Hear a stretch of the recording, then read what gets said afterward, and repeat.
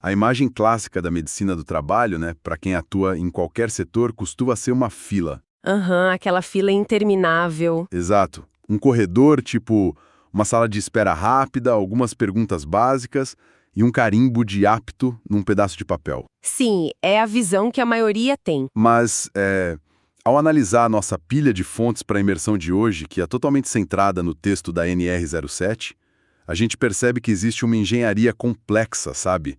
Uma engenharia preventiva rodando ali nos bastidores. Com certeza. E é bom deixar claro que não estamos falando de burocracia documental. Não, de jeito nenhum. A missão da nossa análise de hoje é desvendar essa inteligência técnica por trás do PCMSO, o Programa de Controle Médico de Saúde Ocupacional. Ele é tipo a espinha dorsal biológica que mantém as operações funcionando. E, para começar, a gente precisa quebrar aquela ideia de que o médico fica ali isolado no consultório, né? Isso, precisamos desconstruir isso totalmente. O PCMS não trabalha sozinho, sabe? Ele é, na verdade, o espelho biológico de um outro documento que vem lá da engenharia. Que é o PGR, o Programa de Gerenciamento de Riscos, certo? Exatamente, o PGR. Funciona mais ou menos assim: a engenharia mapeia a fábrica, ou o canteiro de obras, o escritório, e diz, olha, o perigo está aqui. Aham. Aí a medicina pega esse mapa, né, e avalia o impacto exato daquele ambiente no corpo humano. Ou seja, a prevenção que começou lá no cimento e no aço, ela encontra preservação nas células, nos pulmões dos trabalhadores. Mas como que essa tradução acontece na prática? Porque, tipo, uma coisa é o engenheiro botar no papel que uma máquina emite, sei lá, 85 decibéis. Sim, é um número frio. Pois é, outra coisa totalmente diferente é transformar esse dado num planejamento médico contínuo, né? Como o médico faz isso? Então, essa tradução exige que o médico coordenador do PCMSO, que, aliás, tem que ser preferencialmente do SESMET da empresa, pegue o inventário de riscos do PGR e crie um ciclo vivo de checagem. Um ciclo vivo, tipo, que se adapta? Exato. A norma exige que o planejamento médico acompanhe a realidade. Não pode ser estático. Se o documento de engenharia diz que o setor A tem poeira de sílica e o setor B tem risco de queda, Tá. o médico tem que desenhar exames específicos para proteger pulmões no setor A e, para o setor B, avaliar, por exemplo, o sistema cardiovascular e o equilíbrio. É uma relação de dependência direta, sabe? Quer dizer que o médico não tira os exames da própria cabeça. De jeito nenhum. Ele reage ao inventário de riscos. Ah, entendi. Tem um exemplo nas nossas notas que me deixou bem curioso. É sobre uma empresa de limpeza terceirizada, sabe, que presta serviço num prédio comercial enorme. Clássico. Um cenário muito comum, né? Sim, mas a minha dúvida é quem é o responsável por desenhar e custear esse quebra-cabeça de exames para os faxineiros.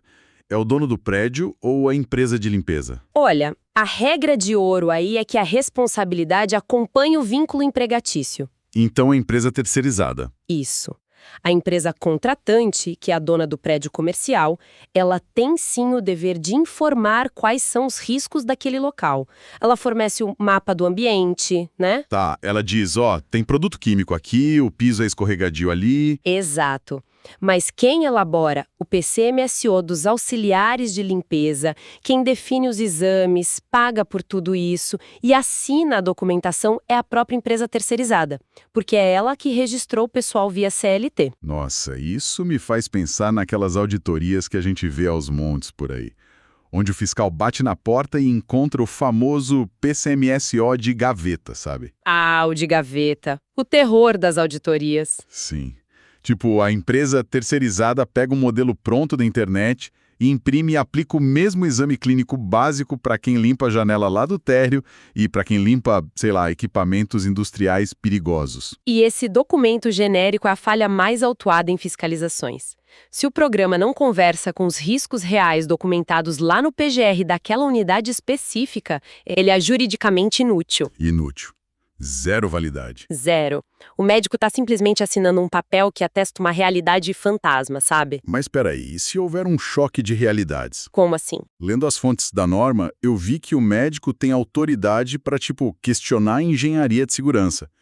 Digamos que o PGR afirme com toda certeza que a ventilação resolveu o problema de um produto químico no galpão. Tá. A engenharia garante que tá tudo sob controle. Isso.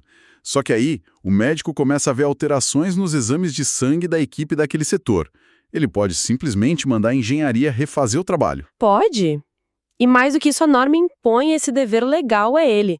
Se os indicadores biológicos mostram que os trabalhadores estão absorvendo uma substância tóxica, a avaliação do ambiente tá falha. Não importa o que diz o papel, sabe? Caramba. O papel aceita tudo, mas o sangue não. Normalmente aos responsáveis pelo PGR que reavaliem aquele setor imediatamente. É um sistema de freios e contrapesos, né? A medicina corrige a engenharia e a engenharia, depois de aprimorada, volta a proteger a saúde. Eu entendi o fluxo agora. Pensa num alfaiate, né? Um alfaiate. O engenheiro fornece o tecido e o médico faz o terno sob medida usando esse tecido. Gostei da analogia. Mas se o engenheiro errar, tipo dizer que o tecido é algodão levinho, quando na verdade é um amianto pesado, o médico tem a obrigação de alertar que a roupa não está protegendo a pessoa. É perfeito, é exatamente isso. O terno não vai servir. Mas como essa lógica de planejamento sob medida se aplica a indústrias que são completamente diferentes umas das outras? Bom, a fisiologia do dano é o que dita o planejamento, sabe? Por exemplo, se o risco mapeado é físico, tipo o frio extremo que a gente vê em frigoríficos, Ambientes congelantes. isso, o planejamento médico vai focar fortemente no sistema ósseo-muscular e vascular daquele pessoal. Porque o frio altera a circulação, aumenta as lesões por esforço repetitivo. Faz todo sentido. Agora, se a operação é, sei lá, de mineração, lá tem muita exposição à poeira mineral, como a sílica, aí o foco primário muda totalmente para exames de imagem e função pulmonar. Porque a poeira vai direto pro pulmão. Exato. E buscando detectar danos microscópicos que, demoram décadas para apresentar sintomas. O foco do PCNSO é sempre o diagnóstico de natureza subclínica, antes da pessoa ficar doente, sabe? Nossa, isso derruba por completo aquela prática antiga de definir exames apenas pelo nome do cargo, né? Totalmente. Tipo, contratar 2 funcionários com o crachá de auxiliar de manutenção não significa, nem de longe, que eles farão os mesmos exames. De forma alguma. Pensa comigo um auxiliar de manutenção num grande hospital. Ele transita em áreas de isolamento, lida com riscos biológicos altíssimos, material pérfuro cortante. Agulhas, lixo hospitalar. Isso, já o auxiliar de manutenção de uma fundição. Ele lida com calor extremo, ruído ensurdecedor, radiação não ionizante. A mesma profissão, planetas diferentes. Exato. O planejamento não lê crachás. Ele lê a exposição real. Além disso, o médico precisa avaliar com rigor patologias prévias, sabe? Condições que impediriam aquele indivíduo de atuar numa atividade crítica, sem colocar a própria vida ou a dos colegas em risco. Entendi. Mapear a exposição é o primeiro passo. Mas, lendo a norma, o timing, a hora exata da avaliação, parece ser o grande gargalo nas empresas. Se perder o prazo, complica tudo. Pois é. Se o médico demorar para avaliar o funcionário, o dano já foi feito. As nossas fontes citam 5 grandes pilares ou momentos obrigatórios de exame: o admissional, o periódico, o retorno ao trabalho, a mudança de risco e o demissional. Os 5 pilares do PCMSO. Queria que a gente destrinchasse isso. Qual é a lógica biológica e jurídica por trás desses prazos? Começando pelo admissional. Bom, o admissional é o marco zero, né? Ele tem que ocorrer categoricamente antes que o trabalhador assuma as atividades. É a fotografia inicial da saúde daquele indivíduo, para saber como ele entrou na empresa. Tá. E o periódico? O periódico estabelece a rotina de monitoramento. Ele é feito anualmente ou até em prazos menores para quem está exposto a riscos agressivos apontados no PGR ou para quem possui doenças crônicas. E para quem trabalha no escritório, por exemplo? Para áreas administrativas, a regra geral é a cada 2 anos. Certo. Agora, o terceiro pilar me deixou um pouco confuso. A regra do retorno ao trabalho. Essa gera muita dúvida mesmo. A norma fala que o exame é obrigatório para ausências de 30 dias ou mais por doença ou acidente, seja ele relacionado ao trabalho ou não. Por que exatamente 30 dias? O que um mês de ausência muda na relação do trabalhador com sei lá, o chão de fábrica? É uma questão biológica, sabe? Um corpo afastado de uma rotina física intensa por um mês inteiro sofre descondicionamento. Descondicionamento. Sim. Imagina um operador de máquina pesada que quebra a perna jogando futebol no fim de semana. Tá, o acidente não foi no trabalho. Exato. Mas após 45 dias afastado em casa, a empresa não pode simplesmente colocá-lo de volta na cabine do trator no primeiro dia que ele pisa na empresa. Seria perigoso. Muito. O exame de retorno avalia se a recuperação ortopédica permite que ele reassuma aquela função específica com segurança. E o médico, inclusive, tem a prerrogativa de definir um retorno gradativo, sabe? Tipo trabalhar meio período. Isso, limitando horas ou peso para readaptar o corpo ao ambiente aos poucos. Muito interessante. E sobre a mudança de risco, o quarto pilar. Digamos que um funcionário do setor administrativo é promovido a supervisor no chão de fábrica. O cargo mudou, foi promovido. Mas o que aciona o exame não é a mudança de salário, né? Não, claro que não. O que a aciona é o fato de que amanhã ele estará exposto a ruído e óleo, coisas que ele não via no escritório. É o ambiente novo. E o gatilho é puramente exposição a novos agentes. O controle médico precisa ser antecipado. Sabe qual é o erro administrativo mais clássico que eu vejo nas auditorias? Qual? O RH transfere o funcionário, ele começa a trabalhar na área de risco, operando máquina, e semanas depois alguém lembra de agendar o exame. Nossa, depois que já tá lá. Sim, a norma exige que o exame de mudança de risco ocorra antes da data da transição.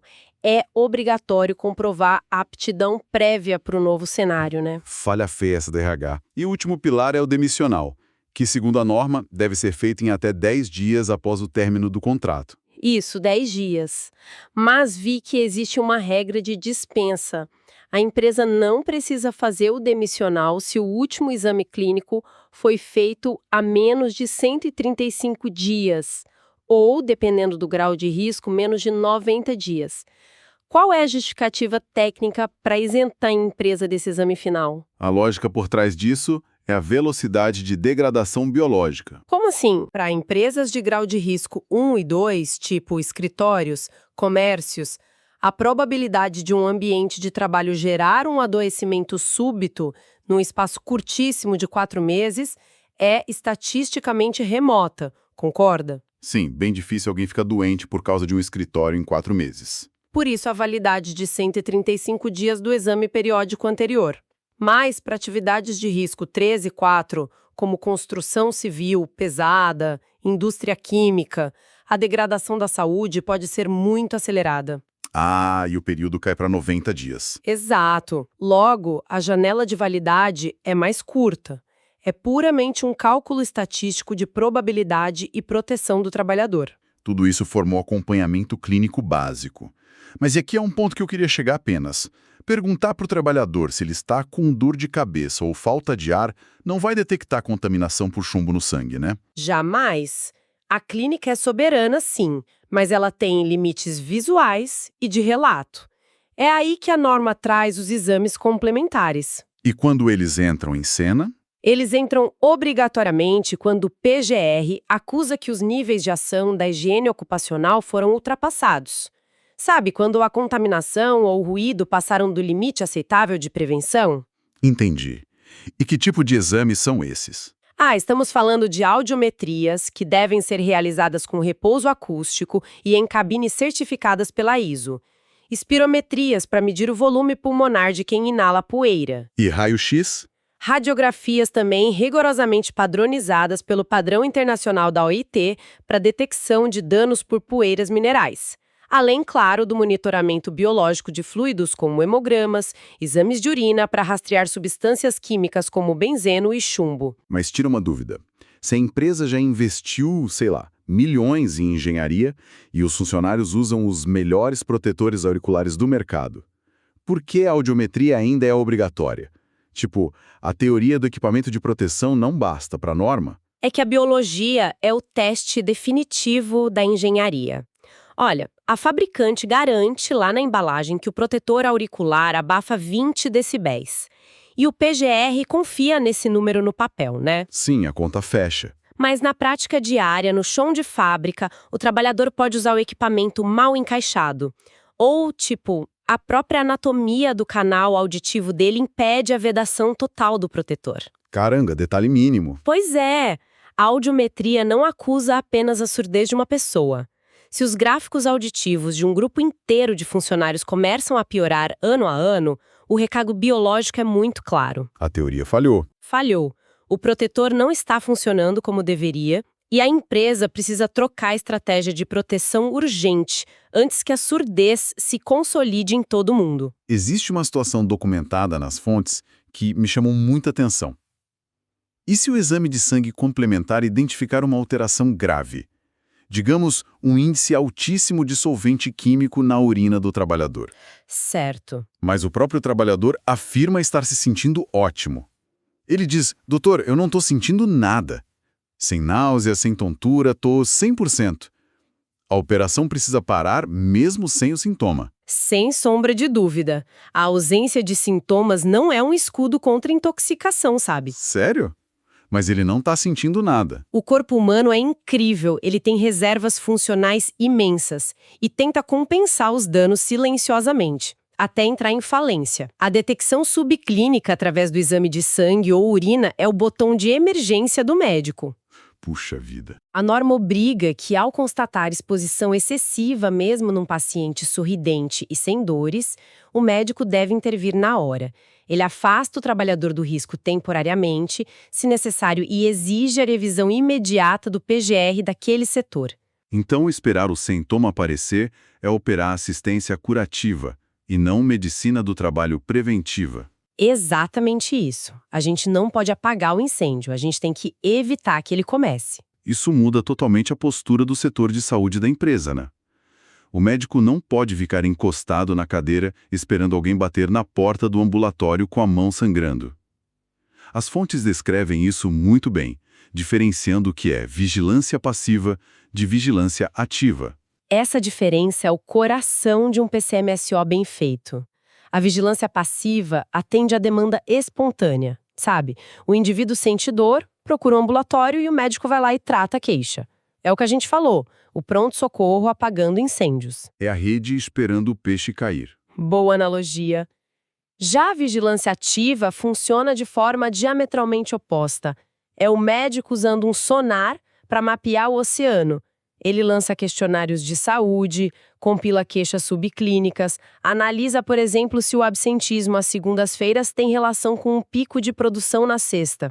Ele cruza dados de RH com o ambulatório. Sim, é uma busca intencional por problemas que ainda não viraram atestados médicos. Mas como essa busca intencional muda uma operação na prática? Se a gente pensar num frigorífico ou num setor de teleatendimento, telemarketing, que são ambientes com muita repetição e estresse. Nesses ambientes, o esgotamento físico acontece em bloco. Se um médico aplicar um questionário investigativo e descobrir que, 40% de um setor de embalagem de carne relata formigamento nas mãos no fim do turno... Antes mesmo deles procurarem um médico. Isso. Ele encontrou o problema antes do dano irreversível. Sem a vigilância ativa, essas pessoas só procurariam um médico quando a tendinite crônica já exigisse cirurgia. E com o dado na mão, o que ele faz? Ele aciona a engenharia. Ele diz, precisamos mudar a inclinação dessa esteira ou a altura dessa cadeira de telemarketing hoje. Ou, no ano que vem, teremos 40% da equipe afastada pelo INSS. Inteligência epidemiológica pura. Sim. E a norma exige que toda essa inteligência seja consolidada anualmente num relatório analítico que o médico coordenador precisa assinar. E falando em assinar, toda essa investigação, a vigilância ativa, os exames complementares e a análise minuciosa do PGR desaguam num único documento final que o trabalhador recebe na mão, né? O famoso ASO, o Atestado de Saúde Ocupacional. É quase como o passaporte biológico que permite a entrada do cara na operação da empresa, né? O ASO materializa a responsabilidade da empresa, sabe? Ele não é só um papelzinho. Ele deve conter a razão social, CNPJ, dados de identificação e, crucialmente, a descrição clara dos perigos do PGR que necessitam daquele controle médico. Então não basta o médico escrever a profissão, tipo mecânico. Não. De jeito nenhum. É preciso listar os riscos daquele mecânico. A graxa, o solvente, o ruído específico da oficina. E, por fim, tem que ter a conclusão categórica de apto ou inapto para aquela tarefa, referendada pela assinatura e carimbo com o CEGM do médico. Sabe que, lendo as fontes, me pareceu que emitir um ASO genérico é uma armadilha gigantesca para as empresas. É um tiro no pé. Especialmente se a gente pensar numa operação crítica, tipo trabalho em altura ou espaço confinado. Pensa bem, o cara vai pendurar um andaime a 30 metros de altura na fachada de um prédio. O ASO dele pode ser igual ao do recepcionista lá embaixo. É aí que ocorrem as interdições mais pesadas nas fiscalizações do Ministério do Trabalho. A legislação é taxativa nisso. Para atividades como trabalho em altura ou espaço confinado, o ASO deve trazer a consignação expressa. Escrita com todas as letras. Escrita lá, visível, apto para trabalho em altura. Para assinar isso, o médico precisou avaliar, por exigência da norma, riscos de mal súbito, condições cardiovasculares, epilépsia e até fatores psicossociais. Fatores psicossociais para altura? Sim, para garantir que a pessoa não vai ter uma crise de pânico ou algo assim pendurada a 30 metros. Se o auditor fiscal pedir o ASO lá na base da torre e não encontrar essa frase específica escrita no atestado, a atividade é embargada na hora. A obra para. Nossa, é muito sério. O que nos leva ao terreno mais tenso dessa conversa toda. Onde o planejamento falha. As auditorias e perícias. Exato. As situações reais. O escudo quebra, o trabalhador adoece de fato e fica comprovado que a doença tem sim relação com o ambiente de trabalho. Qual é o protocolo de emergência imposto pela NR7 nesse caso? A inércia nesse cenário, fica parado, é o maior erro jurídico que uma empresa pode cometer. Constatado o adoecimento ocupacional, ou seja, o nexo causal, a organização deve imediatamente afastar o funcionário da fonte de exposição. Tirar ele do risco. Isso. Na sequência, é obrigatória a emissão da CAT, a Comunicação de Acidente do Trabalho. Se o afastamento passar de 15 dias, o encaminhamento ao INSS é mandatório, é lei, e internamente esse evento força a reavaliação completa de todas as medidas do PGR para aquele setor que adoeceu o funcionário. Mas nas perícias judiciais que a gente estuda, eu vejo muitos casos de empresas tentando ocultar o adoecimento inicial, né? Por puro medo de fiscalização. Infelizmente, é uma prática comum, mas terrível. Tipo, o médico suspeita de uma perda auditiva ocupacional leve, mas a empresa diz, melhor não emitir a CAT agora. Vamos esperar piorar um pouquinho para ter certeza absoluta antes de chamar a atenção para a gente. Olha, ocultar o adoecimento destrói qualquer defesa da empresa num tribunal. A legislação diz que a mera suspeita fundamentada de nexo causal já demanda a emissão da CAT. Atrasar esse processo caracteriza negligência clara. Omitir é muito pior. Muito! Pensa numa mesa de audiência judicial 10, 15 anos depois do fato. A única coisa que prova de forma incontestável que a empresa cuidou daquele ser humano é o prontuário médico evolutivo dele. E por quanto tempo a empresa tem que guardar isso? Pela NR07, o prontuário deve ser guardado por 20 anos após o desligamento do funcionário. 20 anos depois dele sair da empresa. Sim. E se o histórico do ambiente envolvia radiação ou produtos extremamente agressivos como o asbesto, o amianto, esse prontuário deve ser preservado por impressionantes 30 anos. 30 anos de arquivo para provar que o trabalho foi bem feito. Exatamente. O rastro do cuidado tem que ser longo. Bom, a quantidade de dados, prazos e responsabilidades que conversamos aqui revela muito sobre o sistema, né? A NR7 não é só um checklist médico. Ela cria um cordão umbilical entre a engenharia, que constrói o ambiente, e a medicina, que atesta se aquele ambiente é viável para a vida humana a longo prazo. É o resumo perfeito. A medicina de fato testa as hipóteses da engenharia, e a biologia nunca mente sobre o ambiente. A biologia não negocia, né? Não, o que nos traz é uma reflexão muito profunda, sabe? Sobre o próprio modelo de prevenção que a gente usa na sociedade. Manda lá. Nós discutimos aqui que o médico precisa mandar reavaliar a fábrica inteira, se os exames derem alterados, certo. Mas pensemos na macroescala.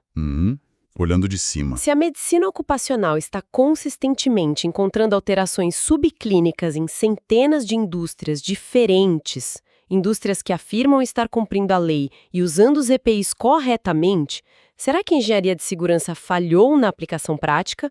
Ou será que os limites de tolerância física e química que a nossa sociedade aceita como seguros hoje estão biologicamente defasados e precisarão ser revistos amanhã? Uau! Quer dizer, o limite que a lei permite hoje pode já estar envenenando as pessoas sem a gente admitir? O limite legal nem sempre é o limite biológico real? Exatamente isso. É um ponto crucial. E para quem está ouvindo a gente, quem acompanha o nosso mergulho profundo e está envolvido na gestão das próprias empresas, a provocação que fica é essa.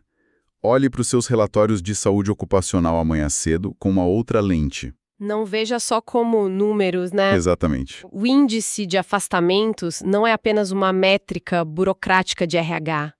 É a resposta direta e literal das células dos seus funcionários à operação que a sua empresa desenhou. Muito bem colocado. Aquela fila para o exame clínico que a gente citou lá no comecinho não é uma burocracia inconveniente que você paga para se livrar. É a última fronteira de inteligência, a barreira que impede o ambiente de devorar quem entra nele todos os dias para ganhar a vida. É a preservação da vida na prática. Com certeza. Bom, continuem acompanhando as nossas imersões nas regras que movem esses bastidores industriais. Até a próxima análise.